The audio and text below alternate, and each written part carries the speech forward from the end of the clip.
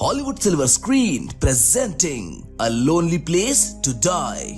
तो कहानी की शुरुआत में हम एलिसन, एड और रॉब नाम के तीन दोस्तों को देखते हैं जो एक माउंटेन पर हाइकिंग कर रहे होते हैं। और तभी अचानक से एड का पैर रस्सी में फंस जाता है और वो माउंटेन से नीचे गिरने लगता है। लेकिन तभी रॉब उसे बचा लेता है, जिसके बाद ये लोग अपने दोस्त एलेक्स और जेनी से मिलने जाते हैं, जहाँ ये सब स्कॉटिश हाईलैंड्स पर हाइकिंग और क्लाइंबिंग करने का प्लान बनाते हैं। नेक्स्ट डे ये सब हाइकिंग के लिए निकल जाते हैं, लेकिन रास्ते में एड को कुछ आवाज सुनाई देती है, जिसे सुनकर वो वहाँ सभी को बुला लेता है। वो लोग उस आवाज का पीछा करते हैं, जहाँ उन्हें थोड़ी दूर चलने पर जमीन में गड़ा हुआ एक पाइप नजर आता है, जिसमें से वो आवाज आ रही थी। ये लोग जब उस पाइप के चारों तरफ खोदते हैं तो उन्हें वहाँ एक लकड़ी का बॉक्स मिलता है, जिसके अंदर एना नाम की एक छोटी बच्ची होती है जो उन्हें देखकर डर जाती है। लेकिन जेनी प्यार से उसे बॉक्स के बाहर निकाल लेती है। वो एना से कुछ सवाल पूछते हैं, जहाँ उनको ये पता चलता है कि एना उनकी भाषा नहीं जानती है और उन्हें एना की कोई भी बात समझ नहीं आ रही होती है। लेकिन ये सब देखकर एक बात तो तय है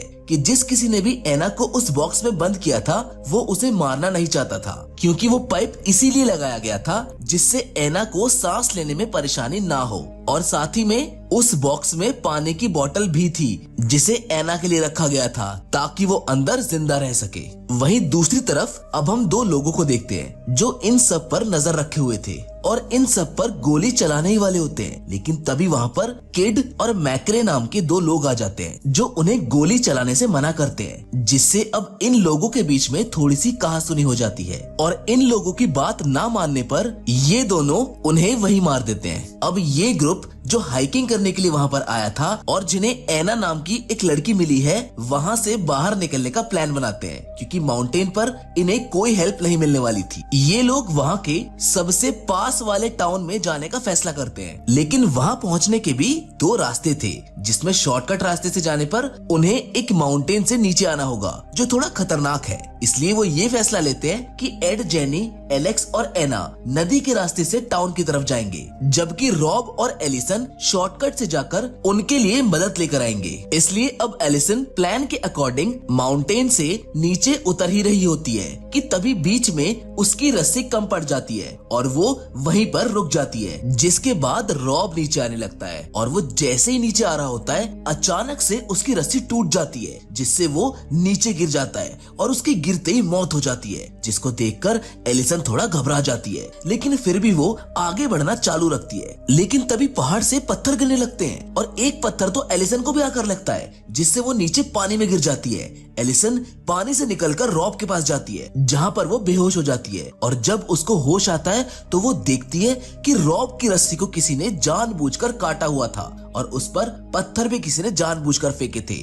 मतलब कोई था जो इन लोगों को मारना चाहता था। अब एलिसन वहाँ से आगे बढ़ती है और आगे जाके उसे एड, जेनी और एलेक्स दिखाई देते हैं। वो उन्हें बताने की कोशिश करती है कि कोई हमारे पीछे है और हमें मारना चाहता है, लेकिन एलिसन बहुत दूर होती है, इसलिए उन्हें कुछ भी सुनाई नहीं देता है। लेकिन तभी कोई जेनी पर गोली चला देता है, जिससे वो एना के साथ पानी में गिर जाती है। बाकी के लोग उन्हें बचाने के लिए उनका पीछा करते हैं, लेकिन किड और मैक्रे उन पर फायरिंग करने लगते हैं, जिसमें से एक गोली एलिसन को छूकर निकल जाती है और वो भी पानी में गिर जाती है, जहाँ एलिसन एना को ढूंढने लगती है, क्योंकि गोली लगने से और पानी में गिरने से जेनी की मौत हो चुकी है। एलिसन को एना नीचे पानी में बेहोश मिलती है, इसलिए वो एना को जल्दी से पानी से बाहर निकालकर उसको सीपीआर देती है, जिसके बाद एना को होश तो आ जाता है। लेकिन जैसे ये लोग वापस आगे बढ़ते हैं, इनके ऊपर फिर से फायरिंग शुरू हो जाती है, जिससे वो दोनों बच तो जाते हैं, लेकिन एलिसन पीछे रह जाती है और एना आगे निकल जाती है, जहाँ एना किड और मैक्रे से छिप जाती है। लेकिन मैक्रे उसको छुपते हुए देख लेता है, पर तभी एड वहाँ पर आकर एना को बचाकर वहाँ से ले जाता है। लेकिन जाते वक्त एड के पैर में चोट लग जाती है, पर फिर भी ये लोग आगे बढ़ते रहते हैं, जहाँ पर ये दोनों एलिसन और एलेक्स से मिलते हैं। ये सब मिलकर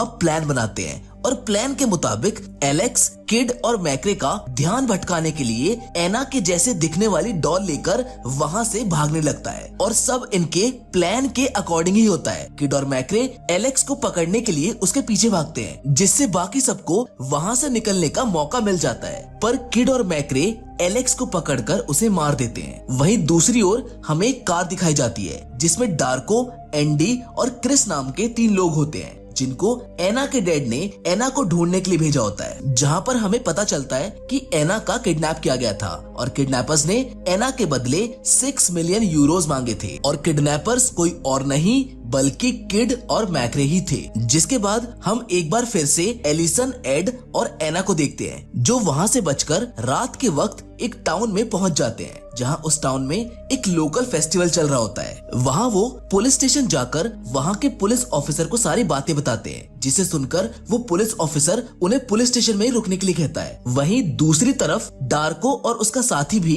किडनैपर्स को पैसे देने के लिए इसी टाउन में आए होते हैं, जहां डार्को किड से एक कैफे में मिलता है। यहीं अब पुलिस ऑफिसर अपने साथी से कांटेक्ट करने की कोशिश करता है, लेकिन किडनैपर्स ने उसको भी मार दिया था। वहीं एड को इस बात पर शक हो जाता है कि कहीं ये पुलिस ऑफिसर उन किडनैपर्स के साथ मिला हुआ तो नहीं है, इसलिए वो सबको लेकर वहाँ से जाने लगता है। लेकिन पुलिस ऑफिसर इन्हें जाने से मना करता है और कहता है कि बाहर जाना सेफ नहीं है। इनकी बातें चली रही होती हैं कि तभी पुलिस ऑफिसर पर गोली चलती है और वो वहीं मारा जाता है, जिसको देख वो सब पुलिस स्टेशन से बाहर निकलकर भागने लगते हैं। जिनके पीछे मैक्रे भी होता है, जिन्हें क्रिस देख लेता है, जो इनको किडनैपर समझकर इन पर गोली चलाता है और क्रिस की गोली एड को लग जाती है, जिससे उसकी मौत हो जाती है। अब क्रिस इससे पहले कुछ और समझ पाता, मैक्रे पीछे से आकर उस पर हमला कर देता है, जिससे क्रिस मारा जाता है। लेकिन मरने से पहले क्रिस अपने साथियों को बता देता है कि उन किडनैपर्स के पास एना नहीं है, जिसे सुनते ही डार्को किड पर अटैक कर देता है, जिससे इन दोनों के बीच में लड़ाई होने लगती है। अब लड़ाई के दौरान डार्को किड पर गोली चलाता है, लेकिन किड बचते बचाते पैसे लेकर वहाँ से भाग जाता है। वहीं एलिसन और एना बचने के लिए एक घर में चले जाते हैं, जहाँ उनके पीछे मैक्रे आ जाता है, जो उस घर के मालिक को मारकर वहाँ पर आग लगा देता है। जिसके बाद एलिसन और मैक्रे के बीच में लड़ाई होती है और एलिसन बचने के लिए ऊपर वाले रूम में चली जाती है, जहां आकर मैक्रे एलिसन को बेहोश कर देता है और एना को पकड़ने वाला होता है। लेकिन एलिसन बेहोश नहीं हुई थी, इसलिए वो उठकर उस पर फिर से हमला कर देती है और उसको खिड़की से नीचे गिरा देती है, जिससे मैक्रे की वहीं मौत हो जाती है। अब वहाँ धीरे धीरे आग बढ़ने लगी थी, इसीलिए एलिसन एना को बचाने के लिए उसे विंडो से नीचे घास पर फेंक देती है। लेकिन आग ज्यादा होने की वजह से एलिसन वहीं पर बेहोश हो जाती है। वो वहाँ से बाहर नहीं निकल पाती है, जिसका मतलब ये है कि अब उसकी मौत पक्की है। लेकिन जब एलिसन की आंखें खुलती हैं, तो उसे पता चलता है कि पुलिस ने सही समय पर आकर उन दोनों को बचा लिया था। वहीं दूसरी ओर हम किड को देखते हैं, जो पैसे लेकर अपनी कार में आ जाता है, जहां एंडी उसे पकड़ लेता है और अब एंडी और डार्को किड को एना के डैड के पास लेकर जाते हैं, जहां हमें पता चलता है कि एना के डैड एक सर्बियन वॉर क्रिमिनल थे, जिन्होंने डार्को, एंडी और क्रिस को एना को ढूंढने के लिए हायर किया हुआ था। वो लोग किड को एना के डैड के हवाले कर देते हैं, जहां वो उसके हाथ पांव बांधकर कहता है कि अब मैं तुम्हें बताऊंगा कि असली दर्द किसे कहते हैं। और इसी के साथ ये मूवी यहाँ पर खत्म हो जाती है। फिलहाल तो आज की कहानी में बस इतना ही, और मैं जानता हूँ कि ये कहानी थोड़ी सी अधूरी है, लेकिन अगर दूसरे एंगल से देखा जाए तो ये कहानी पूरी ही है, जिसमें एना को बचा लिया गया और उसके किडनैपर्स पकड़े गए, जो एक ट्रेडिशनल वे है कहानी को खत्म करने का, जिसको हम हैप्पी एंडिंग के नाम से जानते हैं। और हम उम्मीद करते हैं कि आपको ये हैप्पी एंडिंग पसंद आई होगी। फिलहाल तो इट्स टाइम टू से गुड बाय, लेकिन हम फिर से जरूर मिलेंगे एक और नई इंटरेस्टिंग कहानी के साथ। पर तब तक के लिए धन्यवाद।